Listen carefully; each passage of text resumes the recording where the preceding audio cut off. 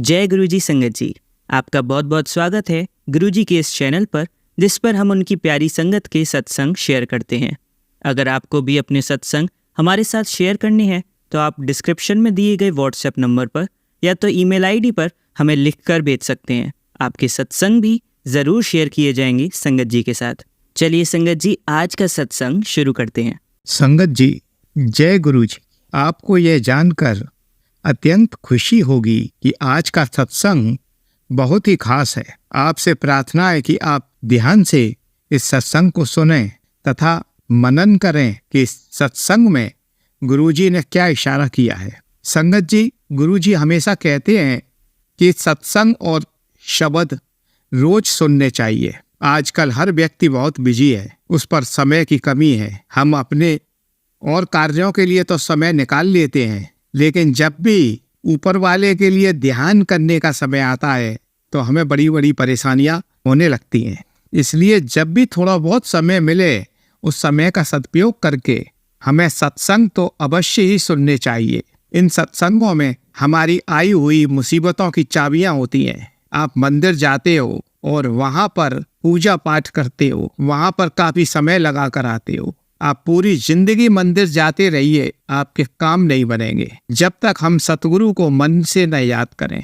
हम आपके मंदिर जाने पर रोक नहीं लगा रहे हैं। आप मंदिर अवश्य जाइए, लेकिन सत्संग समय निकाल कर अवश्य सुने। जितने समय हम सत्संग सुनेंगे उतने समय का हमारा पुण्य कर्म लगेगा, क्योंकि उस समय न हम किसी की भलाई बुराई करते हैं, न ही फालतू बातों में ध्यान देते हैं। इसलिए सत्संग का महत्व बताया है। गुरुजी हमेशा कहते हैं कि तुम्हारी जिंदगी में जो अच्छा हो उसका सत्संग हमें अवश्य संगत जी से करना चाहिए। कुछ ऐसी आंटी भी हैं जो अमृत बेला करती हैं। गुरुजी उनको भी अपना सत्संग शेयर करने को कहते हैं। ऐसा गुरुजी इसलिए बोलते हैं कि अमृत बेला में जो व्यक्ति पूजा पाठ करता है उसको दिव्य शक्तियों के दर्शन होते हैं। उस समय वो शक्तियां जागृत होती हैं। अमृत बेला का पुण्य बहुत बहुत लगता है। अमृत बेला करने से व्यक्तियों के जो पाप कर्म में वो कटते हैं और उनके कार्य बनने लगते हैं। चलिए, अब यह सत्संग पुरानी संगत की एक आंटी का है। यह बात सन 1996 की है। उस समय भक्त लोग अपने कष्ट गुरुजी से सीधा व्यक्त करते थे। जब मैं गुरुजी के पास पहुंची तो मैंने अपना कष्ट न बताकर बेटे का कष्ट बताना शुरू किया, लेकिन गुरुजी ने उसी समय मुझको टोक दिया। मुझसे बोले, तुम पहले अपना कष्ट बताओ। मैं एकदम से डर गई तथा साहस बटोर कर मैंने गुरुजी को बताया कि गुरुजी, मेरे पैरों में बहुत पीड़ा रहती है। मुझे चलने फिरने तथा उठने बैठने में काफी परेशानी होती है। यह सुनकर गुरुजी बोले, हुन नहीं होऊंगा कहा। इसका अर्थ था अब नहीं होएगा। गुरुजी का ऐसा कहना था कि मेरे पैरों में जो सालों से पीड़ा हो रही थी वह पीड़ा खत्म हो गई। इसके बाद गुरुजी ने मेरे पुत्र के बारे में पूछा, अब बता तेरे पुत्र में को क्या तकलीफ है। मैंने उनको पूरे विस्तार से न बताकर केवल यह कहा कि उसके गले में सूजन है। गुरुजी ने उसे आशीर्वाद दिया और गले में सोने का ओम लटकाने तथा सोने की जंजीर पहनने के लिए बोला तथा चावल ना खाने के लिए बोला। मेरे मन में उसी समय यह विचार आया, इतना छोटा बच्चा सोने की जंजीर कैसे पहन पाएगा। सोने की जंजीर पहनकर वह बहुत बड़े खतरे में पड़ सकता था। जैसे ही मेरे मन में यह विचार आया, तुरंत मेरा विचार गुरुजी के मस्तिष्क में ट्रांसफर हो गया। उसी समय गुरुजी बोले, ऐसा करना, पीले धागे में ओम डालकर पहना देना, अब तो तेरा बच्चा खतरे में नहीं पड़ेगा। गुरुजी के मुख से ये बातें सुनकर मुझे बड़ा आश्चर्य हुआ कि यह विचार मेरे मन में आया था, गुरुजी को कैसे पता चल गया। तभी मुझे यह एहसास हुआ कि गुरुजी एक बहुत पहुंचे हुए फकीर हैं जो इतनी जल्दी मेरी भावना समझ गए। ये रूहानी फकीर ही ईश्वर का अवतार होते हैं। जैसे साईं बाबा एक फकीर की तरह रहते थे, उन्हें भी ईश्वर का अवतार माना जाता है। गुरुजी हमारे भविष्य को देख सकते हैं। वे अपनी इच्छा के अनुसार दुर्घटनाएं रोक सकते हैं। गुरुजी ने मेरे पहले दर्शन के वक्त ही मुझे एक स्कूल चलाने का आशीर्वाद दिया था। विवाह से पूर्व मैं भारतीय प्रशासनिक सेवाओं में जाना चाहती थी, किंतु विवाह ने मेरे इस इच्छा पर प्रश्न लगा दिया। जब गुरुजी ने मुझसे यह प्रश्न किया, जब तुम्हारी इच्छा प्रशासनिक सेवाओं में जाने की थी तो तुम क्यों नहीं गई? तब मैंने गुरुजी को उत्तर दिया कि प्रेम होने के पश्चात विवाह मेरी प्राथमिकता थी। मुझे यह बात भली भांति ज्ञात थी कि गुरुजी को जितना पता था वे दर्शाते नहीं थे। वे साधारण मनुष्य नहीं हैं। यह घटनाएं दिल्ली में हुई थी। गुरुजी शीघ्र ही जालंधर चले गए। मेरे कष्ट लौटकर वापस नहीं आए। मेरा पुत्र भी अपूर्ण रूप से ठीक हो गया था। मैंने अपने पुत्र पर बहुत पैसा डॉक्टरों तथा दवाइयों पर खर्च किया था, लेकिन कोई भी फायदा नहीं हुआ था। गुरुजी की कृपा से पुत्र बिल्कुल सामान्य जीवन जी रहा है। मैं जिनको ढूंढ रही थी वह सृष्टि रचयिता के मानव अवतार हैं। मैं तथा मेरा पुत्र गुरुजी का शुक्राना अदा करने के लिए जालंधर गए। मेरी 4 साल की बेटी को सांस का रोग था। उसका जीवन बहुत ही कष्टमय हो रहा था। मैं बेटी के बारे में काफी चिंतित थी। मैं गुरुजी के चरणों में बैठी थी। न जाने कब मेरी नींद लग गई। मैं गुरुजी से कोई भी कष्ट बताने की हिम्मत नहीं कर पा रही थी। मैंने मनी मन में गुरुजी से विनती की।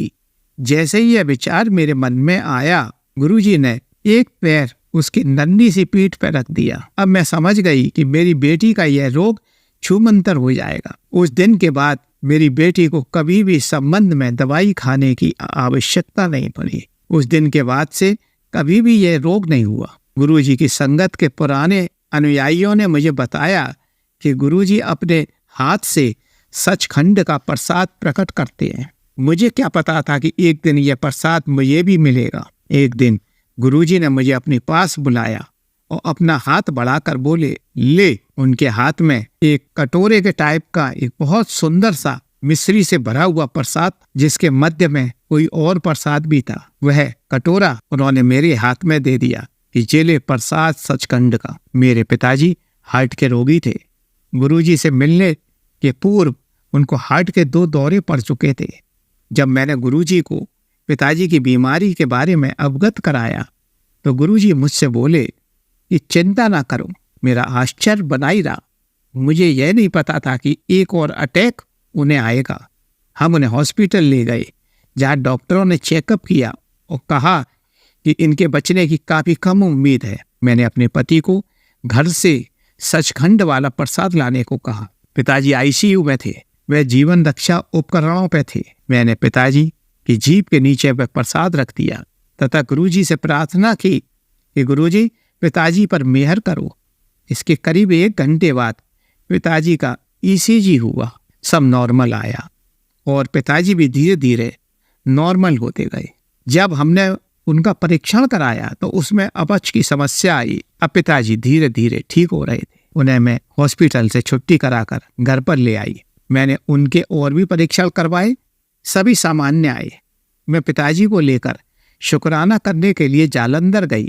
जैसे ही मैं वहां पहुंची तो गुरुजी ने पिताजी वाला अनुभव सत्संग के रूप में सुनाने के लिए अपनी संगत को सुना। मेरे से ये बात बड़ी ध्यानपूर्वक कही। मुझे यह भली बात ज्ञात था, जब भी गुरुजी सत्संग सुनाते हैं तो वो कहते हैं कहने वाले को तथा सुनने वाले को दोनों को ही उनका आशीर्वाद मिलता है।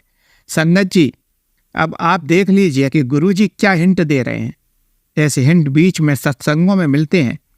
इसलिए गुरुजी हमेशा सत्संग करने तथा सत्संग सुनने की कहते हैं। हम लोग उनकी बातों को अनसुना करके अपने और कार्यों में लग जाते हैं। मेरे पिता को गांठों का कैंसर भी हो रहा था। मैं यह बात गुरुजी को बताने गई तो उन्हें शर्म की वजह से बता नहीं पाई। मुझे यह भली बात ज्ञात है, कभी कभी गुरुजी अपने भक्तों के कष्टों को अपने ऊपर ले लेते हैं। और जिस दिन मैं गुरुजी के पास गई थी उस दिन गुरुजी बड़े कष्ट में लग रहे थे, इसलिए मैं शर्म की वजह से कुछ भी नहीं बता पाई। 1 सप्ताह बाद गुरुजी का स्वयं मेरे पास फोन आया कि मैंने तुम्हारे पिताजी को कैंसर से मुक्त कर दिया है। जब भी कोई व्यक्ति फरियाद लेकर मेरे पास आता है तो उसके कष्टों के बारे में मुझे स्वयं पता चल जाता है और मैं खुद उसके लिए उन कष्टों को दूर कर देता हूँ। मेरे को यह भली बात ही ज्ञात था कि गुरुजी सबके विचारों को पढ़ लेते हैं। मैं स्तब्ध थी। जब हमने पिताजी के सारे टेस्ट कराए तो रिजल्ट नॉर्मल आए। मुझे कोई हैरानी नहीं हुई क्योंकि मैं अब गुरुजी की ताकत से रूबरू हो चुकी थी। जैसे ही डॉक्टरों ने पिताजी के रिजल्ट देखे तो सब हैरान रह गए। मेरी माँ डायबिटीज की मरीज थी। वह काफ़ी मोटी थी। माँ ना तो गुरुजी को मानती थी, ना ही किसी देवी देवता को मानती थी। माँ ना तो अपने भोजन का, ना ही अपनी दवाइयों का ध्यान रखती थी। एक दिन उनका बीपी 200 पर पहुंच गया। डॉक्टरों ने उन्हें टोटल बेड रेस्ट करने के लिए कहा। अब हम घबरा गए। मैंने गुरुजी को फोन किया और माँ के रोग के बारे में बताया। गुरुजी ने कहा, मुझे सब पता है, तू चिंता मत कर, मैं सब ठीक कर दूंगा। गुरुजी माँ पर कृपा करो। और गुरुजी कृपा से उनकी डायबिटीज अब काफ़ी ठीक हो रही थी। पहले माँ रोज सुबह शाम इंसुलिन के इंजेक्शन लिया करती थी, लेकिन धीरे धीरे माँ को इंसुलिन लेने की जरूरत नहीं पड़ रही थी। बिना इंजेक्शन के ही काम चल रहा था। एक दिन गुरुजी ने फोन पर बताया, मैंने तेरी माँ के जीवन की रक्षा की है। जब मैं फोन पर गुरुजी से बातें कर रही थी, माँ अपने हाथ में एक परीक्षण का परिणाम लेकर खड़ी थी, जिसमें लिखा था कि छोटी आंतों का क्षय रोग और मलाशय में कैंसर का संशय था। मेरे तो पाँव के नीचे से जमीन ही खिसक गई। मेरे को कुछ भी नहीं सूझ रहा था, क्या करें। मैं भागी हुई गुरुजी के पास पहुंची। उस समय अपनी व्यथा बताने पर निषेध था, अतः लंगर प्रसाद लेकर वापिस चली आई। अगले 2 दिन बाद हमने माँ के परीक्षण कराए। सारे परिणाम बिल्कुल सामान्य आए। डॉक्टर लोग उन परिणामों को देखकर हैरान थे। परीक्षाओं के परिणाम में कोई भी डायबिटीज के लक्षण नहीं थे। जो व्यक्ति सुबह शाम इंसुलिन के इंजेक्शन लेता हो वह डायबिटीज से मुक्त कैसे हो सकता है। डॉक्टर का कहना था कि हमने अपने जीवन में कभी भी ऐसा केस नहीं देखा है, क्योंकि इतनी डायबिटीज होने के बाद भी कोई लक्षण डायबिटीज के नहीं आए हैं। कुछ दिन बाद जब मैं गुरुजी के पास पहुंची तो गुरुजी ने अनजान बनकर मेरे से माँ के रोग के बारे में पूछा। तो मैंने बताया, अब माँ को डायबिटीज नहीं है। इस पर गुरुजी ने दोबारा टेस्ट कराने के लिए बोला। जब हमने दोबारा उनका टेस्ट करवाया तो 160 130 आई, जबकि कई वर्षों से 280 260 आता था। फिर गुरुजी ने मुझसे पूछा, ऐसा कैसे हो गया। गुरुजी अनजान बनकर मेरे से प्रश्न पूछ रहे थे। मैंने गुरुजी को कहा कि यह सब महिमा आपकी ही है, जो माँ की डायबिटीज नॉर्मल आ गई है। जब मैंने माँ को रिजल्ट दिखाया तो उनको विश्वास ही नहीं हुआ। उन्होंने 2 जगह से परीक्षण करवाने को कहा। साथ ही मुझसे कहा कि यह हो सकता है कि गलती से किसी और का रिजल्ट आ गया हो। मैंने 2 जगह पर माँ का डायबिटीज का टेस्ट करवाया तो दोनों तरफ से 113 और 99 आया। गुरुजी ने मेरी माँ को यह सिद्ध कर दिया कि वह कौन है। मेरी माँ गुरुजी पर विश्वास नहीं करती थी। उस दिन से माँ का यह रोग खत्म हो गया। अब माँ गुरुजी की अनंत भक्त बन गई। इसी प्रकार गुरुजी की कृपा मेरे और मेरे पूरे परिवार पर हुई। गुरुजी को समझना बड़ा ही मुश्किल है। जो भी व्यक्ति उनके दर पर जाता है वह खाली हाथ वापस नहीं लौटता है। किसी का उपचार बहुत जल्दी हो जाता है, किसी के उपचार में थोड़ा टाइम लगता है। गुरुजी का कहना है कि तुम मेरे में पूर्ण विश्वास व समर्पण रखो, बाकी मैं तुम्हारे जीवन की हर समस्याओं को यहाँ बैठकर सुलझाता रहूंगा। अब मैं अपने सत्संग को विराम देने जा रही हूँ। जय गुरुजी। शुक्राना गुरुजी। चलिए संगत जी, अब अगला सत्संग सुनते हैं। जय गुरु जी संगत जी। गुरुदेव के श्री चरणों में मेरा अनंत अनंत कोटि नमन वंदन प्रणाम है। मैं आज पुनः गुरुदेव के श्री चरणों में अपना शुक्राना पुष्प समर्पित कर रही हूँ। सत्संग कहने में मुझसे जो भी भूल चूक हो जाए, गुरुदेव आपसे करबद्ध प्रार्थना है, मुझे माफ करिएगा। समस्त प्रिय संगत जन, आप सब भी मुझे माफ करिएगा। संगत जी, मुझे गुरुदेव का मैसेज प्राप्त हुआ था कि आने वाले 36 घंटे तेरे ऊपर बहुत भारी हैं और तेरा समय अब शुरू होता है। और जिस समय वो सत्संग मुझे फ्लैश हुआ, तब से मैंने स्पेशली अपनी सारी दिनचर्या या मेरे साथ जो भी घटित हो रहा है उस पर मैंने विशेष ध्यान देना शुरू कर दिया था। और संगत जी, अभी जब मैं ये सत्संग रिकॉर्ड कर रही हूँ उसके कुछ समय पूर्व ही मुझे मैसेज मिला था कि तू मेरी संगत है, मेरी प्यारी बेटी है, इसलिए बच गई, वरना संकट तेरे ऊपर बहुत बड़ा भारी था। और उसके पहले मुझे जो मैसेज मिला था वो जब मैंने पढ़ा तो उसमें लिखा था वो एक दिन पूर्व यानी कल का मैसेज था। वो कल अपलोड हुआ होगा वो सत्संग, मैंने आज अभी सुबह देखा तो उसमें मैसेज था कि आज का दिन तेरे ऊपर बहुत कष्टदायक रहेगा, तुझे बहुत पीड़ा होगी, तेरे शरीर में बहुत दर्द होगा और मेरे साथ कनेक्टेड है इसलिए तू बच रही है। इस तरह का मैसेज था। और संगत जी, ये सच में मेरे साथ कल घटित हुआ था। कल मुझे बहुत पेन रहा, कल और परसों 2 दिन इतनी बॉडी पेन रही, कल हाथ पैर में बहुत ज़्यादा स्वेलिंग भी थी। हाँ, मुझे डिसीज वो चिकनगुनिया हुआ था, उसके लिए 1 महीना करीब-करीब होते आ रहा है। लेकिन फिर भी वो कष्ट बार-बार लौट-लौट के आ जाता है। मतलब मैं रिकवर हो जाती हूँ, ठीक हो जाती हूँ, लेकिन वापस से इतना बॉडी पेन होता है, इतनी स्वेलिंग आ जाती है, वो जा ही नहीं रहा है। ऐसा लगता है कि फिर से वापस लौट-लौट के आ रहा है। और जो मैसेज इन मतलब पिछले दिनों मुझे मिला और कहा कि आने वाले 36 घंटे बहुत भारी हैं, सच में ऐसा हुआ मेरे साथ।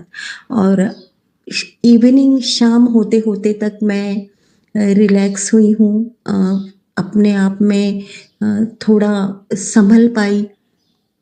बहुत कष्टदायक होता है इन ऐसे समय में कि हम अ, नाम जप मानसिक भी रूप से भी कर पाएँ, नहीं निकलता मुँह में से, वो शब्द ही नहीं निकल पाते क्योंकि वीकनेस इतनी होती है, पीड़ा इतनी होती है, दर्द इतना होता है कि बहुत मुश्किल हो जाता है। लेकिन फिर भी उन सारी परिस्थितियों से मैं लड़ती हूँ, उठती हूँ, बैठती हूँ, पाठ जो भी जितने बन पाते हैं करती हूँ और जैसे-जैसे पाठ होते जाते हैं ना संगत जी, तो एक हिम्मत से आती जाती है, वो दर्द धीरे-धीरे रिमूव होने लगता है बॉडी में से और वापस से अपनी दिनचर्या में फिर से उठ खड़ी हो जाती हूँ और करने लगती हूँ। रात को परसों के दिन एक बटरफ्लाई रात भर घर पर रही, जैसे कि वो कष्ट काट रही हो, गुरुदेव स्वयं आए हों उस रूप में, ऐसा महसूस हुआ। और कल मैंने घर पे नींबू ही नहीं थे, तो कल मैं बाहर गई थी तो मैं नींबू याद से लेकर आई। और संगत जी, कभी भी मैं अपने ऊपर ध्यान नहीं देती हूँ, मेरे बेटे पर, मेरे अंकल जी का पूरा ध्यान रखती हूँ। जो भी बचपन से देखते आए हैं, माँ अपने बच्चों का या अपनों का टोटका नमक मिर्ची से निकाला करती थी, तो अब गुरुदेव ने भी कई रास्ते बताए हैं। बस उन सारे टोटकों का उपाय करके मैं अपने बच्चे को और पतिदेव की नेगेटिविटी गुरुदेव की कृपा से, उनके मार्गदर्शन से दूर करने का प्रयास करती हूँ। मैं तो एक माध्यम हूँ, राह तो गुरुदेव ही बता रहे हैं।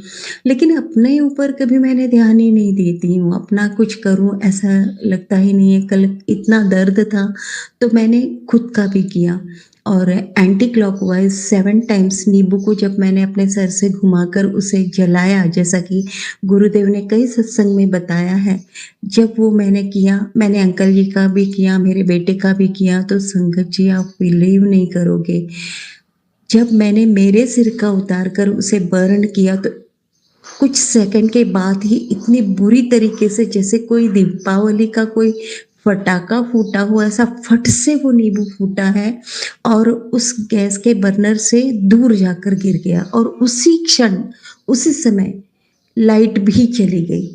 मैंने वापस से वो नींबू उठाया, फिर से बर्न करने रखा। जब वो बर्न कर हो रहा था तो उसमें से न जाने कितनी सारी चिंगारियाँ निकल रही थीं, अजीब सी आवाज़ें निकल रही थीं और मैं थोड़ी डर गई क्योंकि लाइट भी नहीं थी उस समय कमरे में, लाइट जा चुकी थी। तो मैंने गुरुदेव का मंत्र मन ही मन मानसिक रूप से जपना शुरू किया। जैसे ही मैंने मंत्र जपना शुरू किया तो किचन की लाइट मतलब लाइट वापस से आ गई और मैंने वो लगा के रखा है, गुरुदेव का मंत्र चलते रहता है छोटी सी मशीन में, 24 घंटे वो चलते रहता है, तो वो मंत्र चालू हो गया। तब मुझे इतना रिलैक्स फील हुआ कि हाँ, गुरुदेव ने सच में मेरा कष्ट पूरी तरह से दूर कर दिया है। अंकल जी का जो नींबू मैंने वारा था, मेरे बेटे का वारा था, उसमें भी कुछ चिंगारियाँ निकली, अजीब सी आवाज़ें निकल रही थी, लेकिन मेरे ऊपर से वार आ गया जो नींबू था वो तो बहुत ही डेंजर हुआ। तो गुरुदेव ने इस तरह से कष्ट दूर करते हैं, हमें मार्गदर्शित करते हैं, सही राह दिखाते हैं, सुरक्षित रखते हैं हमें। गुरुदेव ने न जाने कितने बार मैसेज दिया है कि तेरे ऊपर कितनी बड़ी मारण क्रिया कई बार की गई और कई बार मैंने तुझे न्यू लाइफ ब्लेस की है। गुरुदेव का अनंतम अनंतम अनंतम शुक्राना है। गुरुदेव हैं तो मैं हूँ, ये मैं जानती हूँ। मेरी जीवन, मेरा सांसें सिर्फ और सिर्फ गुरुदेव की वजह से ही है। करने वालों ने बहुत कुछ किया है, बहुत अब भी लगे हुए हैं, हार नहीं मान रहे हैं, लेकिन गुरुदेव भी लगे हुए हैं और वो मेरी नित्य निरंतर, ना केवल मेरी, मेरे अपनों की, सभी की रक्षा कर रहे हैं। गुरुदेव का अनंतम अनंतम अनंतम शुक्राना है। बहुत दिनों से मुझे ब्लैक मैजिक के इतने सत्संग सुना रहे हैं और साथ ही साथ कैंसर के और बहुत ही डेंजर बीमारियां जो बड़ी बड़ी होती हैं उन सब के सत्संग बहुत सुना रहे हैं। गुरुदेव मेरे न जाने कितने ही कष्ट हैं वो हर ले रहे हैं, काट रहे हैं। और अभी पितृदोष के बहुत सत्संग सुनवा रहे हैं गुरुदेव। और कुछ उपाय जैसे कि मुझे समझ में आए कि ये करने चाहिए तो मैं वो करने का प्रयास कर रही हूँ। ब्लैक मैजिक इतना होता है कि हो नहीं पाता ठीक से, तो वो जब मैं करती हूँ, कर रही थी, तो जिसे गुरुदेव प्रतिपल प्रति क्षण उनकी दृष्टि मुझ पर है, इस तरह से वो मैसेज दिया करते हैं। तो मैं कर रही थी तो मुझसे बोले इन छोटे छोटे उपायों से कुछ नहीं होने वाला है, वो प्रेत दूसरी दुनिया से आया हुआ है, चल सुन ये सत्संग सुन, तभी तेरा बेड़ा पार होगा। इस तरह से मैंने वो तुरंत सत्संग सुना और मेरा न जाने कितना बड़ा कष्ट उस सत्संग को सुनने से कटा होगा। गुरुदेव ने मुझे बहुत ब्लेस किया। गुरुदेव का अनंतम अनंतम अनंतम शुक्राना है। हर एक चीज़ जो गुरुदेव हमें भेजते हैं मैसेज के जरिए, सत्संग के जरिए, जो हमारे सामने फ्लैश होते हैं, सच में संगत जी, उसके पीछे बहुत बड़ा गहरा रहस्य या वजह छिपी होती है जिन्हें हमें समझना है और समझकर उस पर अमल करना है। ये तो मैं हमेशा कहूँगी कि जो भी हम कर पाते हैं अच्छे कर्म, वो हम नहीं करते। उन अच्छे कर्मों को पूर्ण करवाने के पीछे अगर किसी की ब्लेसिंग्स है तो उस परमपिता परमेश्वर की है।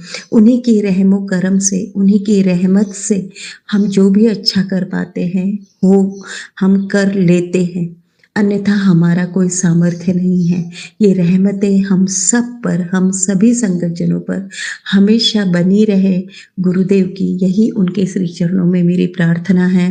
गुरुदेव ने मुझसे ये भी कहा है, संगत जी मैं कभी उनके सामने बैठकर बात तो नहीं करती हूँ, चलते फिरते या जब मैं सत्संग रिकॉर्ड करती हूँ तभी मन के जो भाव होते हैं वो उनके श्री चरणों में पहुँचते हैं। तो कल मुझे एक मैसेज दिया गुरुदेव ने कि तूने जो मुझसे नहीं कहा वो भी मैं जानता हूँ, तेरी हर इच्छा पूर्ण होगी, तू थोड़ा धैर्य रख, तेरा काम मैं परमानेंट करने जा रहा हूँ, इसलिए देर हो रही है। गुरुदेव का अनंतम शुक्राना है। हर वो चीज़ गुरुदेव जो आपने मुझे और मेरे अपनों को ब्लेस की है, मैं नहीं गिना सकती, ना ही गिन सकती हूँ, ना मेरी वाणी में वो सामर्थ्य है, लेकिन मेरा शुक्राना गुरुदेव स्वीकार करिएगा।